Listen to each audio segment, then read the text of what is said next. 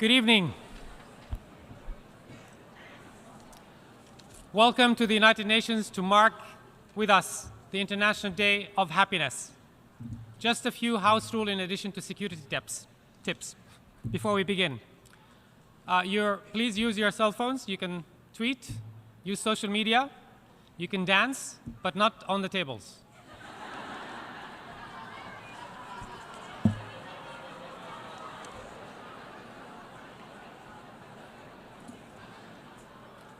My name is Maher Nasser. I'm the Director of the Outreach Division in the Department of Public Information, and we're very pleased with this opportunity to partner with Pharrell Williams, the UN Foundation, and other to make today's event a success.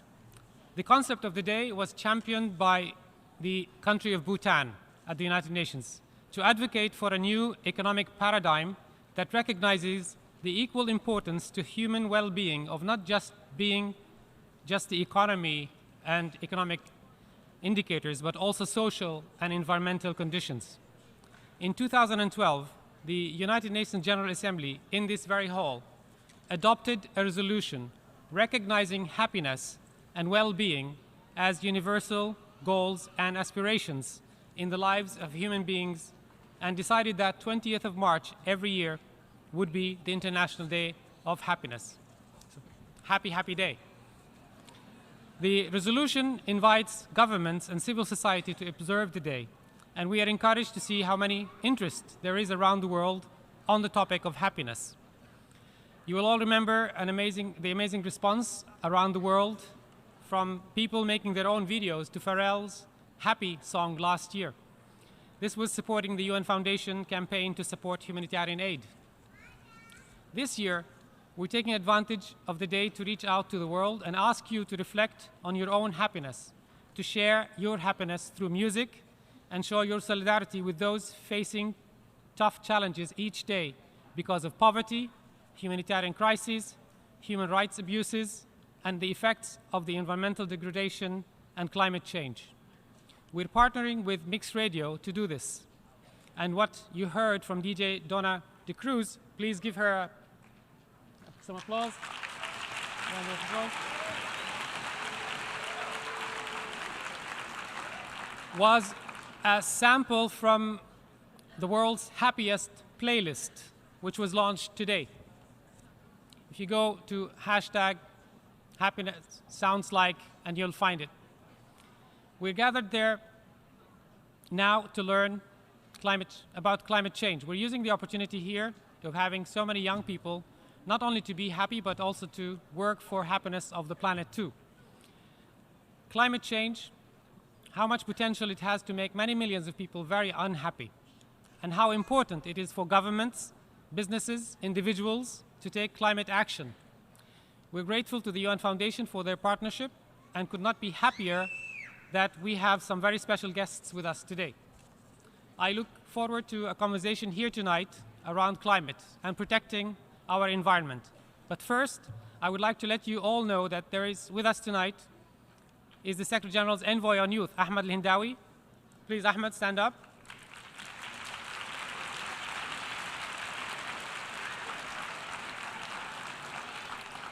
Who has proved himself over the last 2.5 years as a real champion for youth issues, whether they are issues of policy or issues of working to ensure that youths have a voice inside the United Nations and outside the United Nations. And now, an important message from someone who wanted to be here with us tonight, but was unable to be with us because his heavy travel schedule, the Secretary General of the United Nations, Ban Ki-moon. I wish everyone around the world a very happy International Day of Happiness. The pursuit of happiness is a serious business. Happiness for the entire human family is one of the main goals of the United Nations. Peace, prosperity, lives of dignity for all. This is what we seek. We want all men, women, and children to enjoy all their human rights. We want all countries to know the pleasure of peace. We want people and planet alike to be blessed with sustainable development and to be spared the catastrophic impacts of climate change. Let us give thanks for what makes us happy, and let us dedicate our efforts to filling the world with happiness.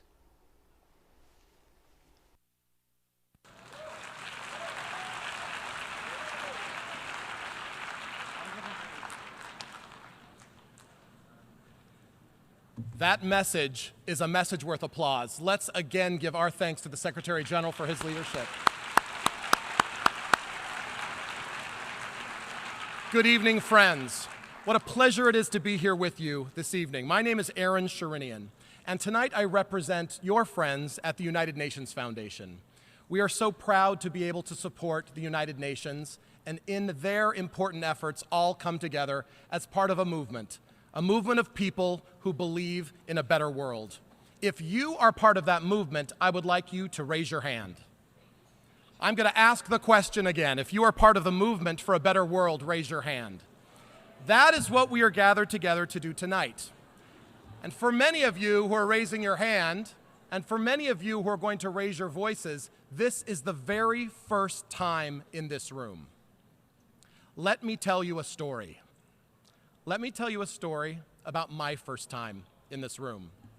This is a room where presidents and prime ministers, heads of government, important leaders in civil society and business, where many have been through. But this is a room where sometimes, at important times in our world's history, world leaders come together for conversations.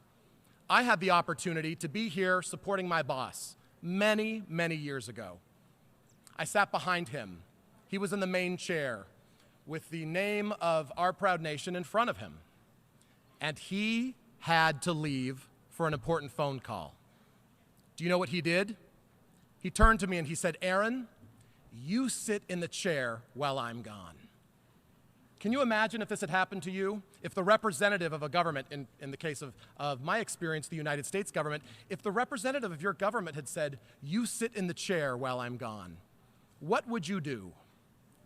Well, ladies and gentlemen, young ladies and gentlemen of every generation, these chairs have been reserved for you. They were reserved for you the minute you were born, and this year, something very exciting is happening that requires you to be here. Thank you.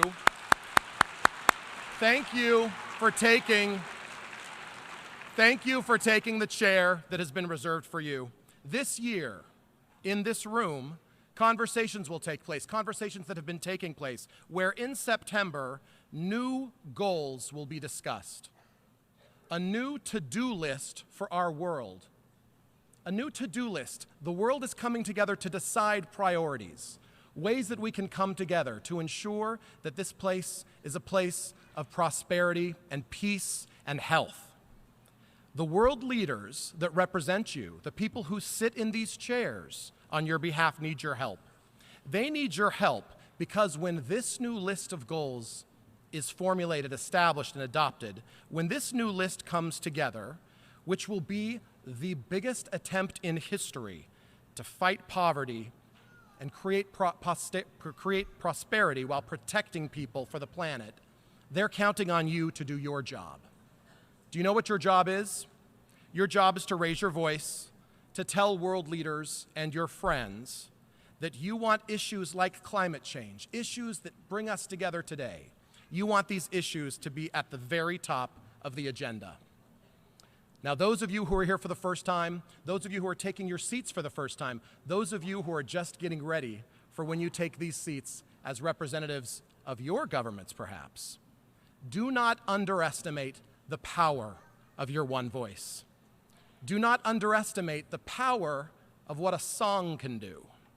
Some of you have come together today to celebrate something called happiness, and we all know that we're going to be talking about a song.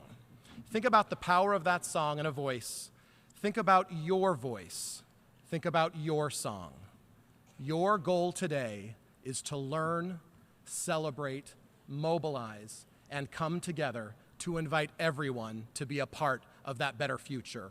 We believe in you, and as we know, the future depends on us all.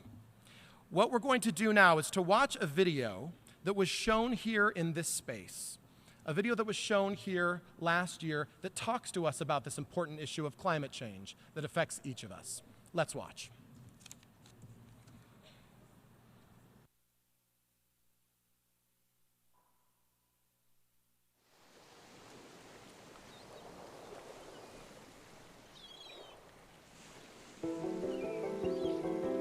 One day, we will wake up to find that the energy that powers the alarm clock came from the breeze through the trees the night before.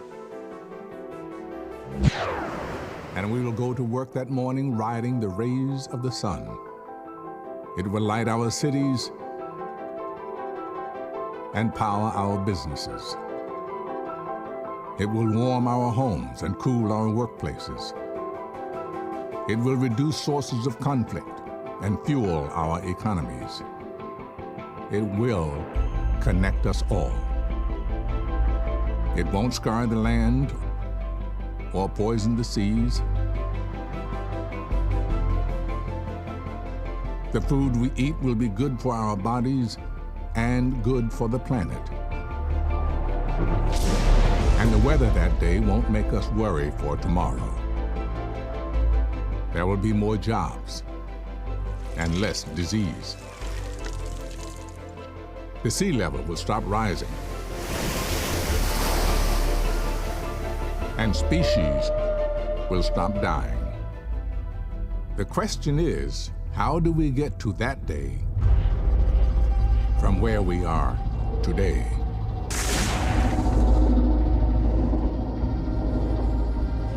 All 7.3 billion of us.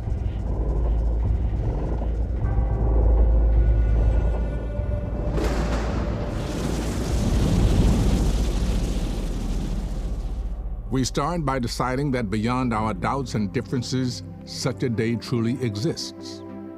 And that is something each of us can do today. We can make today the day we stop thinking that the changes required to get there are impossible and beyond us, and start realizing that they are not only possible, but what the future requires of us. We must stop turning from the warnings of science and fear and denial, and instead turn toward the solutions and partnerships we need. We can make today the day we stop pointing at each other in blame, and instead chart a new course together. We have never faced a crisis this big, but we have never had a better opportunity to solve it. We have everything we need to wake up to a different kind of world. We need our leaders to be brave and their choices to be bold.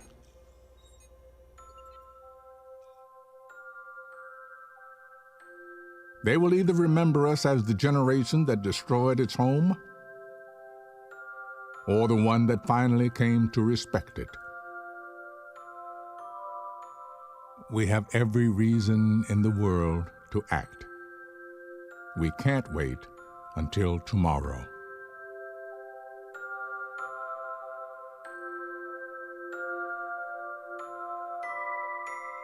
This is our only home. You can choose today to make a world of difference.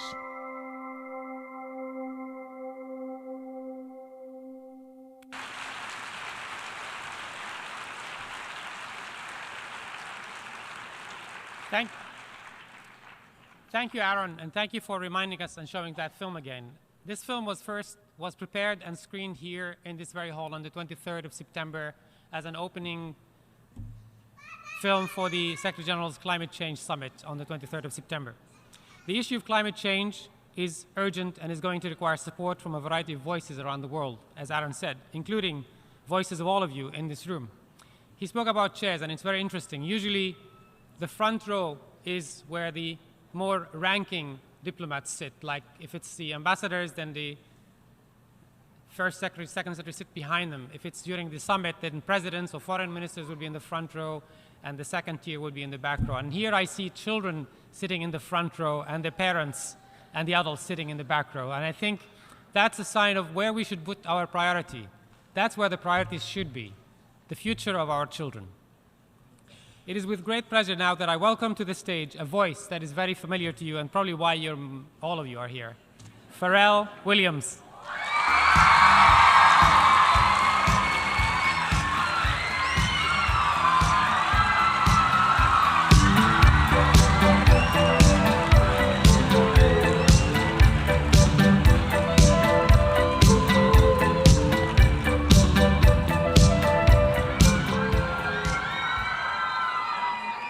Hi, everybody. So this is fun. So I'd like to say thank you for, first of all, for having me here. Thank you to the UN. Thank you to, I'm staring at the future right now. Hello to the future.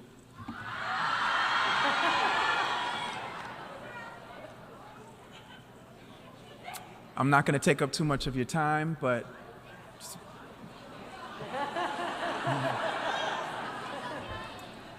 there's just a couple of things that I'd like to touch upon. First of all, music has been, one of the major joys of my life. And songs have taken me all around this planet. And it's landed me in rooms that I never dreamt of, and it's walked me through doors that I never knew existed. That's what my love did for me. And I'm here to talk to you guys about the importance of happiness. Music brought me happiness. And when you find out what makes you happy, and it can be something as detailed as a long-term goal, or it can be something as simple as the way I feel when my son smiles. You should know that happiness is your birthright. It's a reaction to something, or someone, or a moment. And you have a birthright, and you have access to that as long as you're breathing. That's all on happiness. Thank you, Pharrell.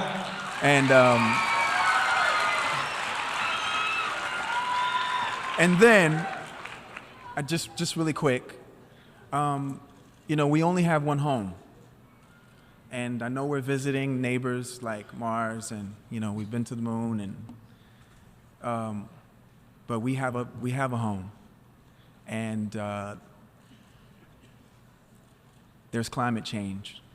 And I know you've seen the images, and we have Sylvia Earle here tonight, and we have Philippe Cousteau here to talk to you about that as well. But I'm going to give you my 2 cents, which is if you don't take care of your home, then you don't have a life. So we have to now transition from climate change to climate action. And without further ado, I'm going to pass it over to this gentleman. So thank you, guys. You're staying with us on stage. If you please have a seat. Yep. Thank you. And now, as Pharrell has mentioned, we're thrilled to welcome to the stage National Geographic Explorer in Residence Sylvia Earle, who was the subject of the film Mission Blue, and the author of a new book, Blue Hope. With her is explorer, environmentalist, and founder of Earth Echo International, Philippe Cousteau. Please join me.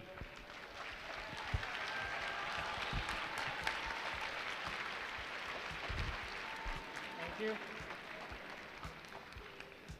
Philippe? And Sylvia. Sylvia, I think before we give you the floor, I think we will show a brief video that will let you know who Sylvia is.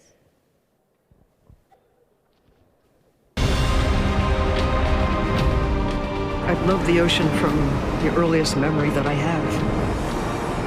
I loved it then, I still love it. I've had the good fortune to be able to come along at a time when diving was just getting underway. So I was among the first to use scuba diving as a scientist.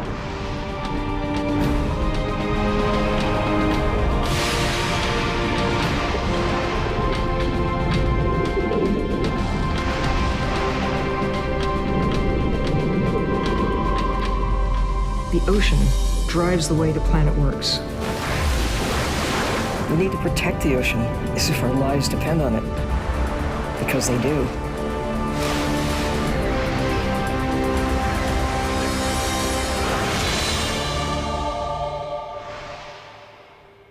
Great.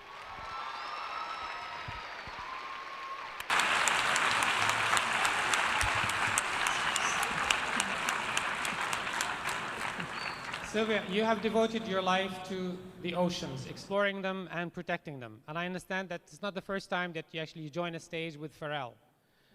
What first got you involved and interested in oceans, and what can you share with this audience and give them advice on this thing? I was knocked over by a wave when I was 3 years old, and the ocean got my attention. But as a scientist, as an explorer, what has held my attention right up to the moment that we're sharing now is that there's life in the ocean. The ocean is alive, and it keeps us alive. When I began exploring the ocean years ago, the idea was the ocean is so big, so vast, so resilient, that nothing people could do could harm the ocean. But now, years later, here, early in your century, the 21st century, we can see that the ocean is in trouble. That means we're in trouble. And a lot of people are expressing a lot of doom and gloom about the problems with the planet and the consequences to us. But here's the thing. If you think there's no solution to the problems, you don't even try to fix things. But if you have a vision of a better place, what's the world that what do you want the world to be? And then set about making it happen. What is the future you want? Think of a happier planet, a happier world. There are things that everyone can do to make a difference. Well, I've been an explorer ever since I was 3 years old, and everyone starts out that way, and I hope all of you will stay that way. Pharrell is an explorer. He explores with music, with songs, and with understanding who we are, where did we come from, and where is that better, happier place that we can all work together to get there. Philippe Cousteau comes from a family of explorers, and he too continues, and don't you ever stop. It's one of the best ways to inspire happiness, to be for yourself someone who's always looking at the world with wonder and keeping your eye on where do we want to go. Now, individually, one of the things that kids can do, I guess grown-ups can do this too, but this is especially for kids. Take the pledge. I mean, all right, take the pledge. I, whoever you are, I'm going to think happy thoughts and do what I can do to make the world a happier, better place. Right on. All right, that's one thing.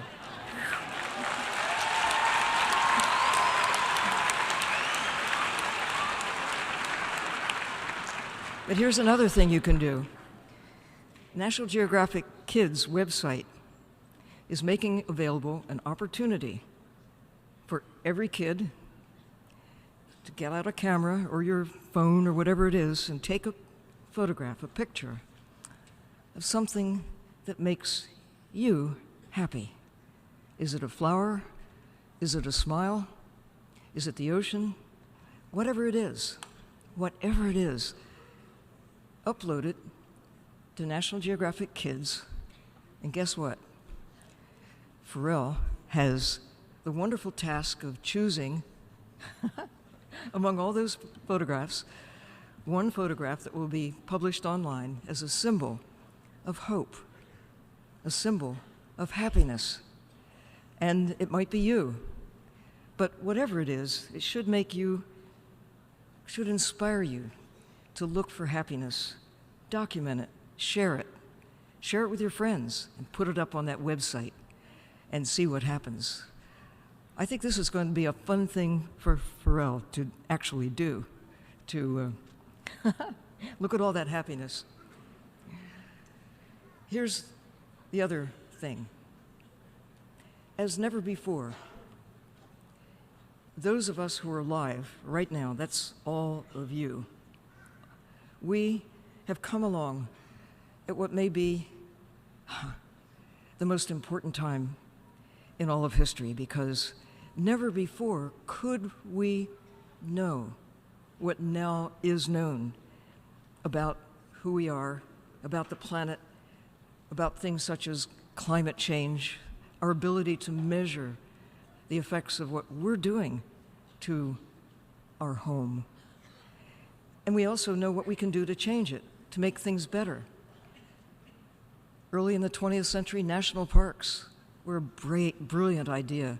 Some say the best idea America ever had, and it's been shared with the world. Happy places, beautiful places, inspirational, healthy places. And we need to do and are doing something similar now for the ocean, making the ocean safer and better by establishing protected areas in the ocean, pristine seas, hope spots, places that will restore and maintain the health of the planet, which is good for the fish, good for the whales, good for the coral reefs, but it's also good for us. This is something you can do too, to support that idea. You can sing about it, you can write about it, you can take photographs, you can become a scientist, you can become an explorer, you can use your power, whoever you are, to make the world as never before.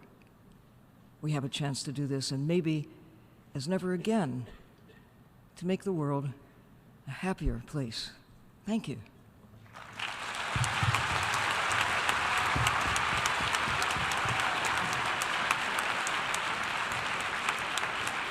Philippe.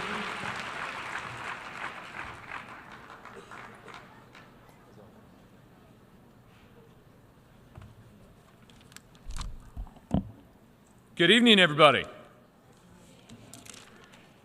We having a good time? Are we happy? Happy planets. That's right. I heard that. Well, Sylvia, thank you for your comments. We have a happy audience out here, and Pharrell, delighted to have you with us, and such an honor to be in this amazing place this evening. I'm such a huge fan of the UN and everything that it stands for, so really delighted when they asked me to participate in this event. I couldn't say no. And you know, in honor of the International Day of Happiness, I wanted to just take a few minutes to talk about something that brings all of us happiness, and that is solving problems. Because, you know, it's why we love games, it's why we love mysteries, and we love sports. It's all about solving problems. And so we all have an inner problem solver inside us, and today is about enlisting that inner problem solver to take on the very real challenges that are facing our planet. So as you heard earlier, I'm an explorer and environmentalist. I actually come from three generations of explorers. My grandfather, Jacques Cousteau, my father, Philippe Cousteau.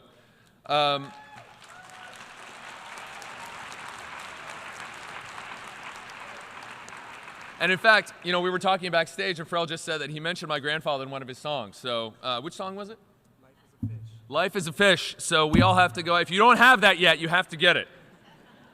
So I actually wanted to tell you, everybody, most people have heard of my grandfather and the work that he did and as a leader of conservation for the 20th century. And they think of a Frenchman with an accent and a red hat, a lanky Frenchman with a funny accent. And the truth, though, is that he grew up in the south of France, and he didn't start out with a passion for the environment and conservation. He actually wanted to fly in the Naval Air Force in France at the time. He wanted to be a pilot. And unfortunately, he had a car accident and broke his back, so he was washed out of that program. It was a terrible tragedy for him. And he was told to swim in the Mediterranean every day to rebuild his strength. And so despite the tragedy, he did that what the doctors told him, because at first he couldn't even walk. And he was given a pair of goggles by one of his senior officers, and to see everything that was beneath him. Because you have to remember, now how many of us grew up with Finding Nemo? Fans here? Right? I've seen that at least 1,000 times myself. Pharrell, you like that? Sylvia? I know Sylvia loves that movie. Well, forget Nemo. People didn't even know what Nemo was back in the 1930s and 1940s when my grandfather started out. All we knew about the ocean was what we dumped in there and what we pulled out in our fishing nets. And so my grandfather was very frustrated, and a lot of people think of him as a conservationist. I think of him as a problem solver, like everybody in this room. And fundamentally, he wanted to solve problems, and he started to realize he wanted to spend more time underwater. So what did he do? He met an engineer, and he invented scuba diving. He wanted to take documentaries, make films, and share with the world what he was seeing. That technology didn't exist. So what did he do? He worked with designers, and they made waterproof cameras to film documentaries underwater. The undersea world of Jacques Cousteau was born of his desire to solve problems. And then over time, it became not just a problem about how to share the oceans and all the wonder and incredible things he was seeing with the world. It became about protecting it, because he saw what was happening to the oceans, the devastation of this incredibly important system. And he wanted to solve that problem. And that's what inspired him to help pioneers. Ted Turner called him the father of the conservation movement. It was because of the problems that he saw that he wanted to solve. And, at the time, it was about overfishing and pollution. And today, as you heard, and as one of the themes of tonight is really about climate change. And as we've understood the complexities of nature, we began to understand that climate change, ocean acidification, these are the great challenges facing us in the 21st century. I mean, think about that. It's affecting every one of us every single day. I mean, who knows someone that was affected by Sandy? Anyone? Devastated this city. Sea level rise, these extreme storms, all of us are being touched today and right now by the impacts of these things, from islands in the South Pacific to the island of Manhattan. We are all in this together.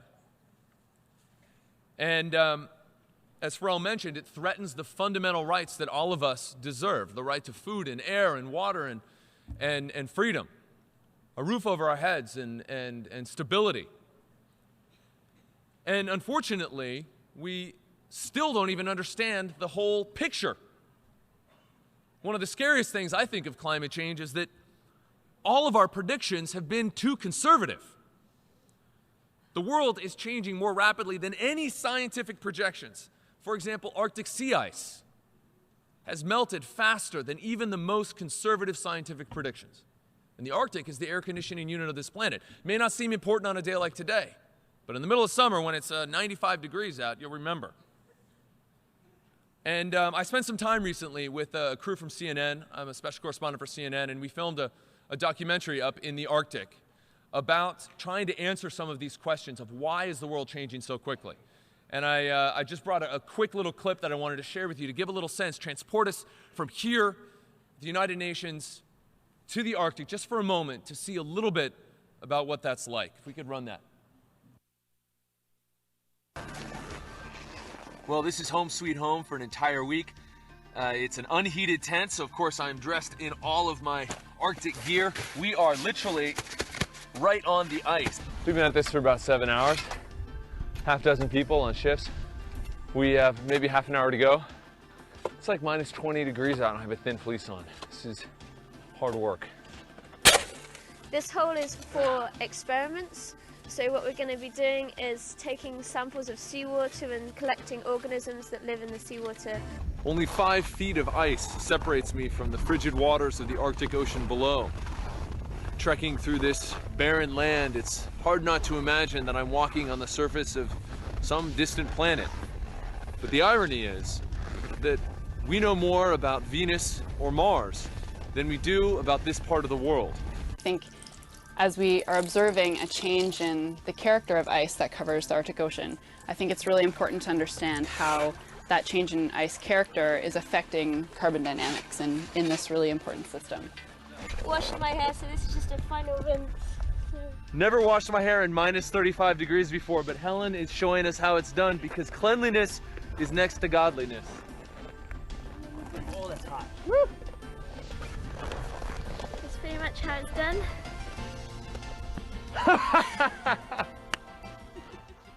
No trick. That, I mean, her hair froze in a heartbeat. It was minus 35, I think, that day. It got down to minus 45 while we were up there. But, you know, I chose that clip particularly because, you know, as I look out at the audience, I see a whole group of problem solvers sitting out here in front of me. Because if you'll notice, the scientists doing that research are students. Students doing this pioneering research. And as I look out students here in this audience, I see possibility and hope. I see opportunity. Because like those young scientists, there's the opportunity for each and every one of you to be problem solvers and to unravel the mysteries that continue to confound us as to why our world is changing so quickly. And the world needs you. Because when it comes to our environment and everything we do, from the soaps and the cleaners we use to the food that we eat to how we travel, makes a difference in the world. And that means the good news is that we each have an opportunity every single day to do something good. Each and every one of us in this room can take the kind of action and be part of the kinds of solutions that can build healthier communities and a happier planet. Now, I run an organization called Earth Echo International, and every day we get to work with amazing young people around the world who are taking action. And so in honor of today, we decided that we'd cut one more little video clip for you together to give a sense of young people we've worked with all over the world that are taking these kinds of actions to combat climate change and the water crisis that we face. And because every day I'm asked, you know, what can I do? So we cut this together to just give you a sample of what kids all over the world are doing.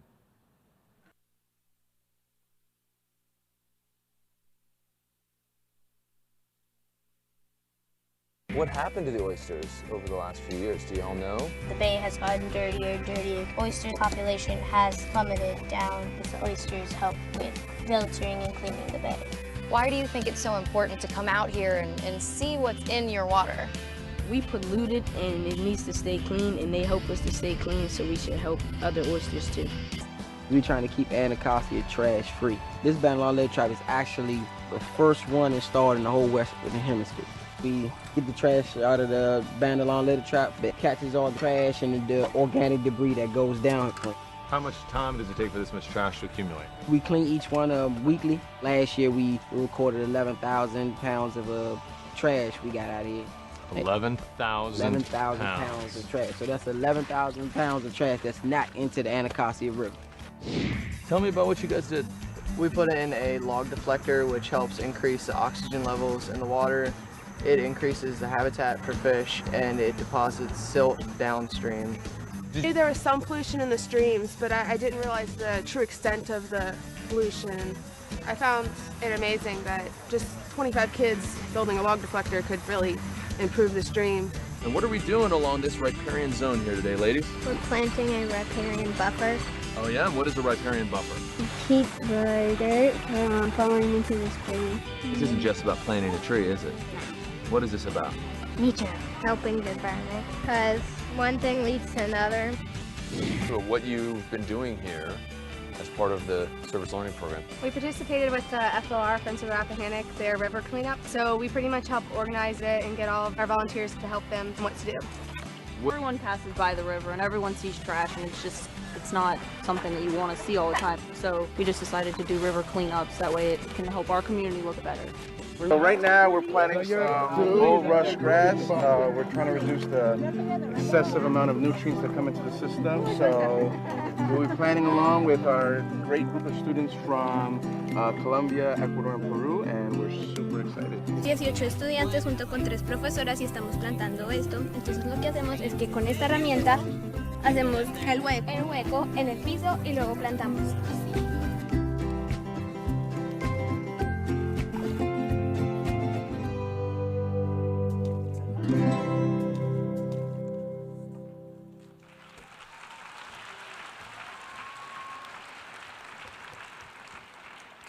I have no doubt that there are several of you, if not all of you in the audience, that are doing similar projects like this. But for all the challenges and problems that I see around the world, that is what gives me hope. Endless hope that we can innovate and build hope for the future and take action that can turn things around. So I just want to close with the fact that this week in particular, we just launched a program called the World Water Monitoring Challenge. There's no question that water is one of the biggest crises of the 21st century. And that program is launched this week. It's in 120 countries. Millions of people participate. It's the largest world water monitoring program anywhere in the world at monitorwater.org. And so we invite each and every one of you to participate that. Get a kit, participate, test water in your communities, and be part of the solution. So before I invite Pharrell back up here to close out, I have a couple questions from Facebook that we organized, the UN and Pharrell's team put together that I want to ask, because we do want to engage people from all over the world in this discussion, not just those of us in this room. And so I actually wanted to start with a question for Pharrell from Al Hernandez. And his question is, what is your inspiration for doing something that can change the world? Like I'm on Jeopardy. I think my inspiration comes from the fact that I'm aware that this is, and I know it's very simple, but if you would look at our behavior, sometimes it's hard to believe that we're all aware that we live on one planet and we only have one planet.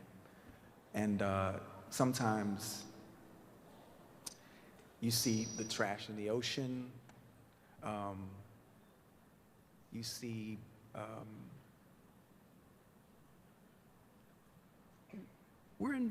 listen, it's a tough question because there's so many motivations, but I think my main inspiration for being here today is that we're in trouble, but we can change it. You know, this earth is our home. We're the custodians of this planet. And as you said, we have an AC unit that's breaking down at the moment. And I think we need to close some doors and open some windows and open our minds.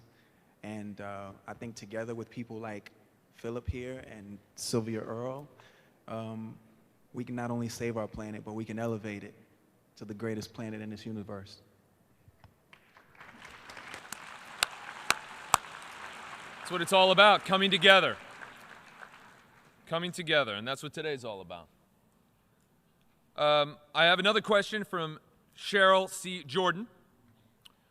And her question is that encouraging something as simple as recycling makes a difference. And this is a question for Sylvia.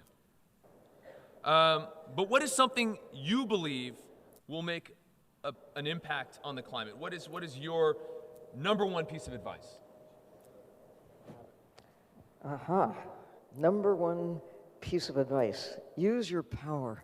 Use your power. You know, with respect to the ocean, what we're putting into it is causing problems. The excess of what we're taking out of the ocean, that's a big problem. 90% of many of the fish have been taken since I began diving years ago. And we're seeing a lot of problems because of what we're extracting from the sea and what we're putting into the sea. But the biggest problem is people don't know why the ocean matters to them. And you can use your voice, you can use your mind to understand and then share the view. Why does the ocean matter? If you like to breathe, you'll listen up, because most of the oxygen... I like to breathe. Who you likes like to breathe here? Yeah. Here's a word for you. Let me, one word, I want you to listen. Prochlorococcus. Say it. Prochlorococcus. Prochlorococcus. Okay. This is an organism that all by itself in the ocean generates about 20% of the oxygen in the atmosphere. Now, it has help from seaweeds and from other forms of plankton, and of course from trees and grass and other photosynthetic things. But this one little tiny plant that lives in the ocean, or photosynthetic kind of critter, microbe, we didn't even know of its existence when I began diving, or when Philippe began diving. Pharrell is about to begin diving. And now we know. And so now that we know, we can take action. We know that it matters. The ocean matters because the ocean keeps us alive. It's our turn now to return the favor. That's the message. And I said it in that little film. We need to protect the ocean as if our lives depend on it, because our lives do depend on the ocean. And we need to know what we're doing to harm it and what we can do to restore and maintain the health, the happiness of the ocean. It'll make me happy, make you happy. If the planet is happy, that means the ocean has to be in better condition than it is today. And it's not just for happy fish. It's for happy you and me and everyone else who will follow ever. So, there you go.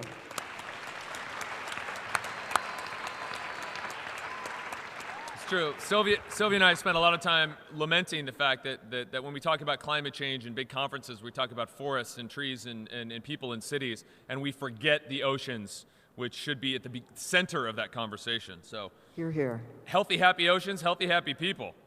Happy breathing. Happy breathing. It's a good thing. I'm a fan of breathing, personally. And the last question, actually, was for me, from Heather Fortune. How do you propose we start to make this planet happy? And, you know, my response to that would be pretty simple, is to look within ourselves. It's not up to me, it's not up to Sylvia, it's not up to Pharrell, it's not up to the United Nations to fix these problems. It's up to each and every single one of us. We have a saying at Earth Echo, it's not that you can make a difference. It's that everything you do makes a difference. All of your choices have consequences. The question we have to ask ourselves is, what kind of a difference do we want to make? Every single day, as I said earlier, from the food we eat, to the clothes we buy, to the places we travel, how we travel, and who we influence, the influence that we have on our parents and adults and teachers and our peers. That's what we need to remember. It's not any one single act, it's a sum of all of our actions together, combined, that will make this world a happy place. That would be my answer to that question. So, thank you to everybody that participated in Facebook.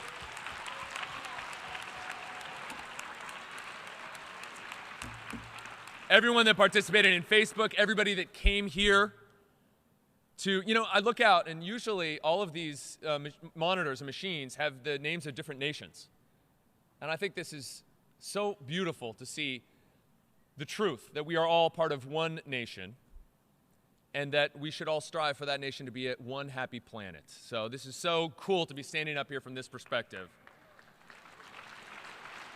And speaking of happiness, I would like to invite the man, Pharrell, back up, the man of the hour, Pharrell, back up to make some closing comments.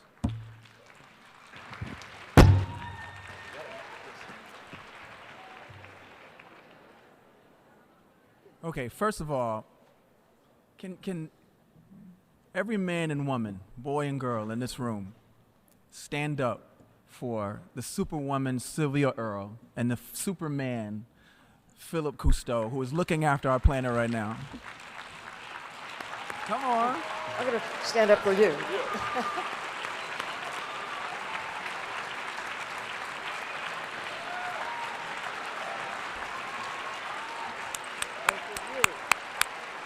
Thank you.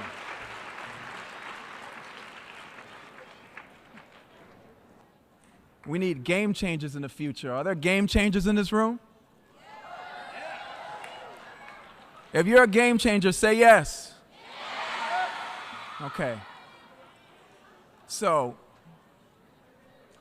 I'd just like to say thank you to I Am Mother for today, Robin, Aviva, Bethany, the good folks at the UN for having us in this room today, Bionic Yarn, which is the reason why, which you should check and see if it's in your clothes, because it's the reason why I was able to meet Sylvia Earle and Philippe Cousteau. It's Philip. I know I keep saying Philippe. I know it's your dad. Philippe? Okay, cool. Philippe. And also you guys, man, because you cared enough to come here today. You know, you could be somewhere else, but you came here to the UN. So, without further ado, you guys are game changers, so let's change the game, and I don't know if you want to dance or what.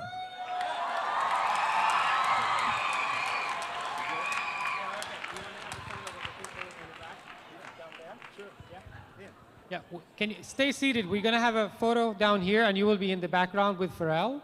So the photographers should come here, and the three of us will go down here. I think that was the idea. No? That wasn't the idea? I think it's here, and there in the back. No, no, no, stay seated. I think they were supposed to turn on the music. That's what they told me. Yeah? That's the music? Turn on. Music. Yeah, of course. No, we haven't forgotten. Okay. Turn on the music then. We'll stay on the stage. Yeah. Stay, wait. You will, the music.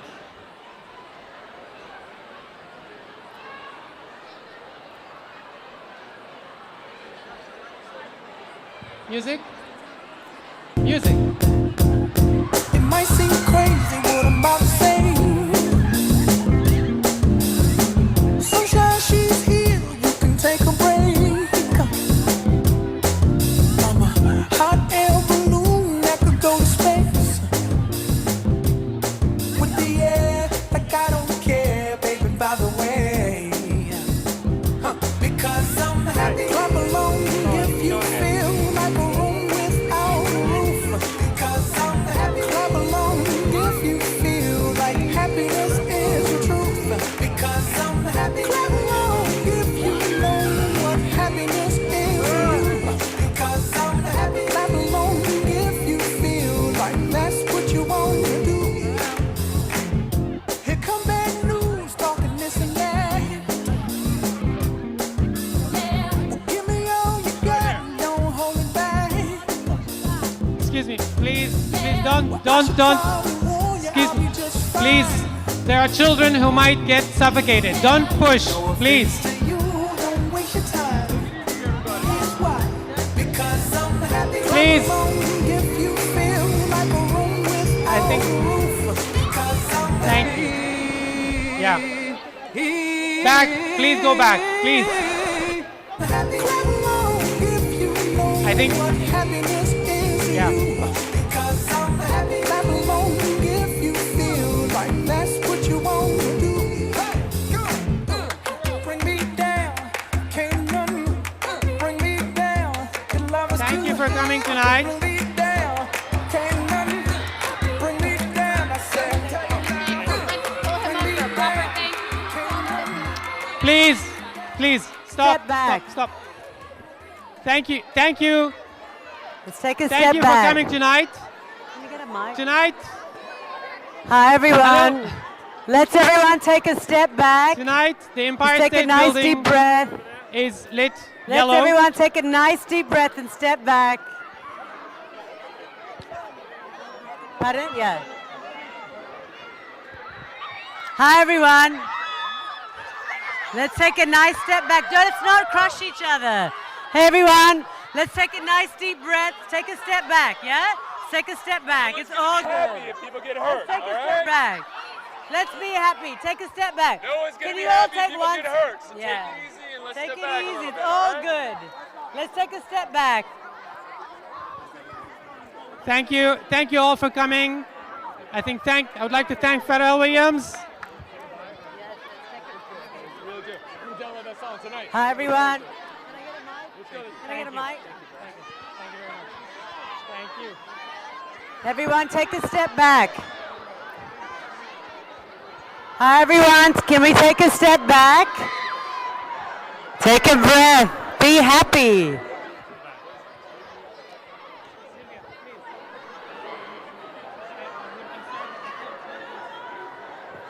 Everyone make a peace sign. Pharrell wants everyone to make a peace sign. Feel that. Take my phone, take a photo over there, that.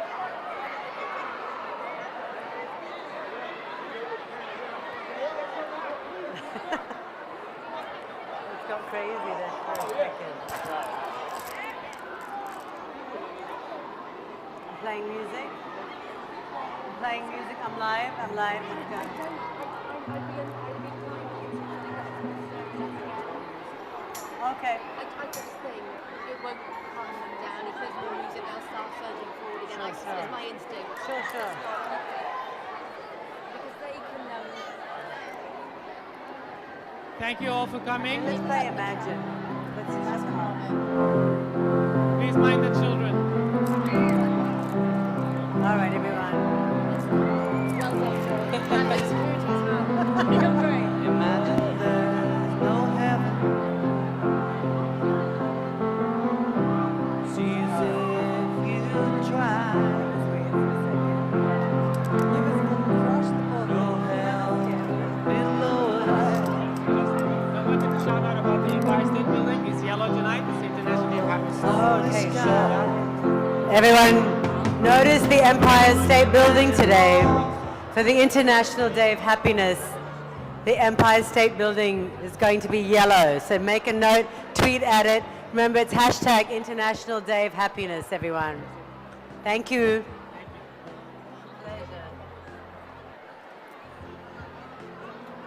Got it? It's scary back there. I know, it's like Jeff, I think he's not going to be getting anything. That's why you got to listen to me, Matt, when I say come ahead. No, that's the problem. I was there before it started, but I see you. When you have everybody down there, you got a lot of pressure.